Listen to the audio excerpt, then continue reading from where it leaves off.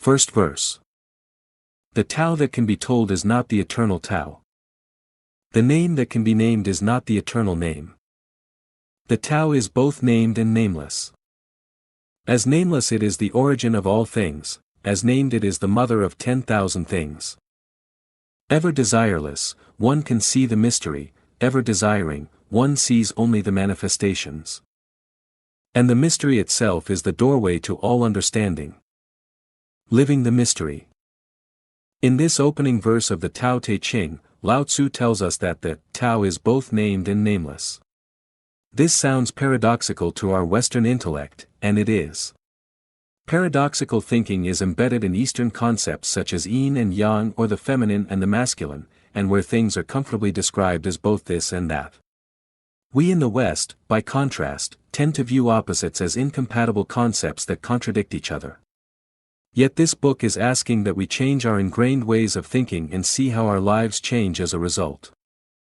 The Tao is an unknowable, unseeable realm where everything originates, while at the same time, the Tao is invisibly within everything. When we desire to see this invisibleness, mystery, we attempt to define it in terms of the outer world of form, what Lao Tzu calls the 10,000 things. He counsels us that letting go of trying to see the mystery will actually allow us to see it. Or, as I like to think of it, let go and let God.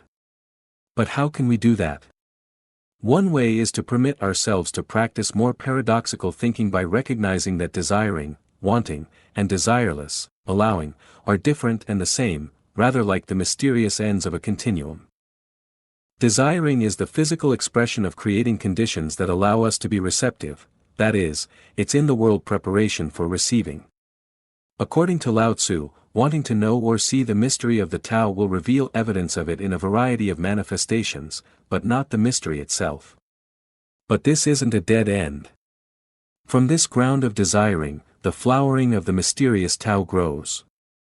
It's as if wanting transforms into effortless allowing. Desiring, one sees the manifestations; desireless, one can see the mystery itself. When we tune into what Lao Tzu is telling us, it becomes readily apparent that our world produces abundant examples of this paradoxical process. Think of gardening and desiring those luscious homegrown tomatoes or spring daffodils; allowing them to grow is ultimately what happens. Now think of the things in life that involve wanting and how they differ from allowing, wanting to go to sleep, for instance, rather than going to sleep. Wanting to diet, rather than dieting. Wanting to love, rather than loving. In this reference to the Tao, desireless means trusting, permitting, and allowing. Desire is both the beginning and the ground of desirelessness, yet wanting is also the beginning and the ground of allowing. They are the same, and they are different. Pay attention to times when you can feel in your body where you are on the continuum between desiring and allowing, or trying and doing. Trying to play the piano, drive the car, or ride the bicycle is the same as, and different from, actually playing the piano, driving the car, and riding the bicycle. Once those outer world activities are desired and learned, there's a time when allowing is what you do. The point here is to recognize the difference in your body between trying and allowing, and to then become aware of the effortless sensation of the latter. This practice will also lead to a greater awareness of the invisible mystery and the 10,000 things, which are the visible phenomena of our world. The 10,000 things that Lao Tzu refers to represent the categorized, classified, and scientifically named objects of the earth, which help us communicate and identify what we're talking and thinking about. Yet for all our technological expertise and scientific categorization, we can never truly create a human eye or liver, or even a grain of wheat for that matter. Each of these things along with the remainder that comprise the known or named world emerge from the mystery, the eternal Tao. Just as the world is not its named parts, we're not exclusively the skin, bone, and rivers of fluids that we're physically made of. We, too, are the eternal Tao, invisibly animating our tongues to speak, ears to hear, and eyes to see and experience the manifest and the mystery.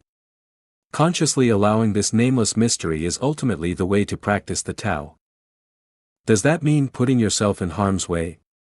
Of course not. Does that mean trusting the mystery at the moment you're being mugged or mistreated? Probably not. Does it mean never trying to change things? No. It does mean cultivating a practice of being in the mystery and allowing it to flow through you unimpeded. It means permitting the paradox of being in form at the same time that you allow the mystery to unfold. Do the Tao, find your personal ways of living in the mystery. As Lao Tzu says in this first verse, and the mystery itself is the doorway to all understanding. Here's my advice for translating this passage into daily practice in this 21st century. First and foremost, enjoy the mystery. Let the world unfold without always attempting to figure it all out. Let relationships just be, for example, since everything is going to stretch out in divine order. Don't try so hard to make something work, simply allow. Don't always toil at trying to understand your mate, your children, your parents, your boss, or anyone else, because the Tao is working at all times. When expectations are shattered, practice allowing that to be the way it is. Relax, let go, allow, and recognize that some of your desires are about how you think your world should be, rather than how it is in that moment. Become an astute observer, judge less and listen more. Take time to open your mind to the fascinating mystery and uncertainty that we all experience. Practice letting go of always naming and labeling. The labeling process is what most of us were taught in school. We studied hard to be able to define things correctly in order to get what we called high grades. Most educational institutions insisted on identifying everything, leading to a tag that distinguished us as graduates with knowledge of specific categories.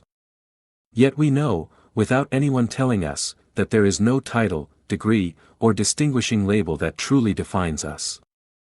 In the same way that water is not the word water, any more than it is agua, Wasser, or H2O, nothing in this universe is what it's named. In spite of our endless categorizations, each animal, flower, mineral, and human can never truly be described. In the same way, the Tao tells us that the name that can be named is not the eternal name. We must bask in the magnificence of what is seen and sensed, instead of always memorizing and categorizing. Do the Tao now. At some point today, notice an instance of annoyance or irritation you have with another person or situation.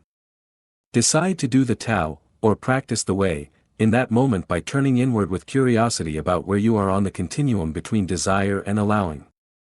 Permit the paradox of wanting the irritant to vanish and allowing it to be what it is. Look inward for it in your thoughts and allow yourself to feel it wherever it is and however it moves in your body. Turn all of your attention to becoming open-minded, allowing permissiveness to befriend the mystery within yourself. Notice how the feeling manifests itself, perhaps doing loop-de-loops in your stomach, giving a rigidness to your skeleton, making your heart pound, or tightening your throat. Wherever it is, allow it as an enigmatic messenger within you, and give it non-judgmental attention. Notice the desire for the feeling to disappear, and allow it to be monitored compassionately by you. Accept whatever comes. Encounter the mystery within without labeling, explaining, or defending. It's a subtle distinction at first, which you must take personal responsibility for identifying. You alone can prepare the ground of your being for the experience of living the mystery.